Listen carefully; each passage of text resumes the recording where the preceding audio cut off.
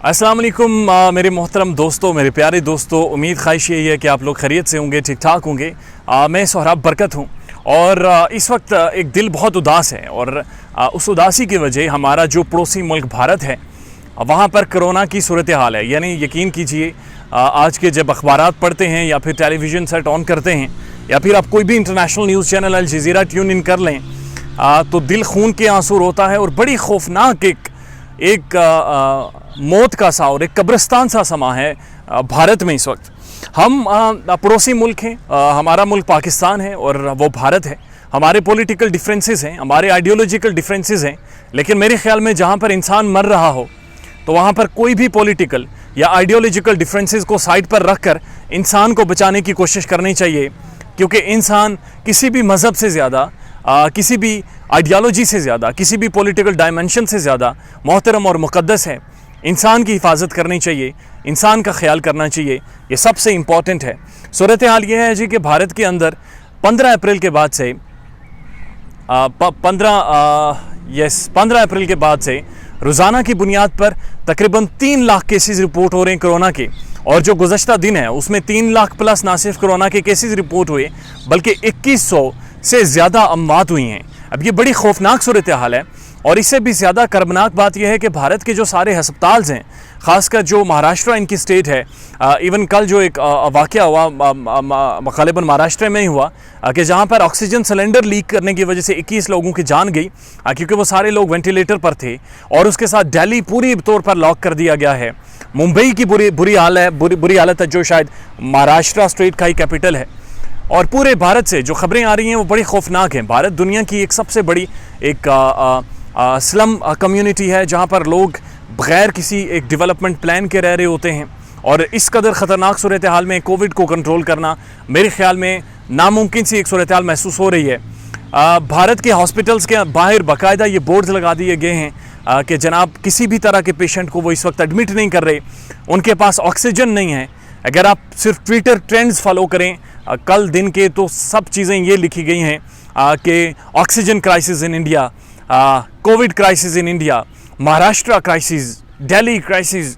जो भी आप देखें। और कुछ ट्रेंड्स ये भी बन रहे हैं कि मोदी द कोविड स्प्रेडर। खैर, आप उनके पॉलिटिकल जो भी डायमेंशंस हैं आप उन पर तनकीद कर सकते हैं, जो कि हमारा एक बड़ा महबूब पेशा है या हमारा एक बड़ा फेवरेट आर्ग्यूमेंट है पॉलिटिक्स के ऊपर या पॉलिटिकल जो सिचुएशंस होती हैं उनके ऊपर क्रिटिसाइज़ करना। But the thing is the people are dying there in India every single day, every single minute. But interestingly Pakistan में एक कैंपेन शुरू कर दी गई है, पाकिस्तान के अंदर एक ट्रेंड बनना शुरू हो गया है, और वो ट्रेंड ये है कि पाकिस्तान की सारी पढ़ी लिखी मिडिल क्लास या पाकिस्तान के जो लोग हैं वो वज़ीर आज़म इमरान खान से बिल्कुल ये इस्तदाद कर रहे हैं, उससे गुजारिश कर रहे हैं कि किसी भी तौर अगर किसी भी हद तक भारत की मदद हो सकती है तो बराए मेहरबानी करे। अगर पाकिस्तान में कोविड कंट्रोल है किसी हद तक तो इसका बेहतर हल ये है कि भारत को फैसिलिटेट करे, ताकि वो इस वक्त इस क्राइसिस से बाहर निकले और अपने लोगों को बचाने में मदद कर सके। लेकिन इट्स नॉट अबाउट कि आप भारत की कोई आउट ऑफ द वे जाकर उसका कोविड ख़त्म कर देंगे, but it's all about just to give a kind gesture, just to show unity. This time demands unity all around the world, and I think as a Pakistanis we all, हम सबको रमज़ान करीम की बरक़ात में और जो रहमतों का ये महीना है इसमें दुआ गो होना चाहिए कि कम से कम भारत को इस अज़ियत से निकाले। क्योंकि मसला ये है कि पाकिस्तान की तरह एक चीज़ जो कॉमन है वो भारत में भी गुर्बत है। वहाँ पर बहुत बड़ी एक तादाद है जो कि शायद बुनियादी सहूलतों से महरूम है। उनके पास घर नहीं है, उनके पास जगह नहीं है। अगर वो दिहाड़ी नहीं लगाएंगे तो शायद वो वैसे ही मर जाएंगे। कोविड से तो बड़ी दूर की बात है। इस सारी सूरत हाल में किसी भी तरह का लॉकडाउन बियर करना, और लॉकडाउन भी आपने कुछ एक तस्वीर देखी होंगी सोशल मीडिया पर। एक खातून है जो किसी दुकान के बाहर बैठी हुई हैं और उन्हें ऑक्सीजन मास्क लगा हुआ है और ऑक्सीजन सिलेंडर उन्होंने अपने हाथ में उठाया है। एक और तस्वीर आंखों से गुजरी जो बड़ी कर्मनाक थी कि एक भाई साहब हैं जो बाइक पर सफ़र कर रहे हैं और उनके पीछे उनकी मदर बैठी हैं, और भाई साहब ने अपनी कमर पर जिस तरह हम लोग बस्ता लगाते हैं स्कूल जाने के लिए उस तरह ऑक्सीजन सिलेंडर लगाया है, और वो ऑक्सीजन ले रही हैं क्योंकि वो नहीं रह सकती उसके बगैर, क्योंकि कोविड एक बड़ा ख़तरनाक नमूनिया क्रिएट कर चुका है और शायद इससे बाहर आना अब बड़ा मुश्किल होता जा रहा है। लेकिन जो ये तीसरी लहर है इसने भारत को बहुत बुरी तरह से अपनी लपेट में लिया है हम सब भारत के लिए दुआगो हैं, हम सारे उस ट्रेंड का हिस्सा हैं और हम सब हुकूमत वक्त से यूट्यूब के प्लेटफॉर्म से, सोशल मीडिया के प्लेटफॉर्म से,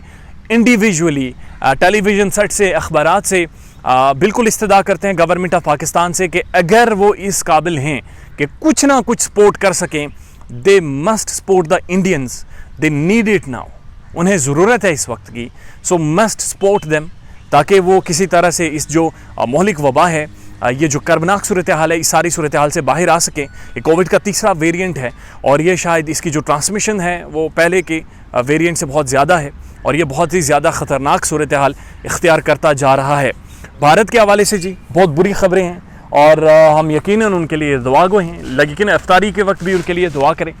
ताकि वो इस सूरत हाल से किसी तरह से बाहर आ सकें। अपना ख्याल रखिएगा और हमारे चैनल का भी थैंक यू सो मच।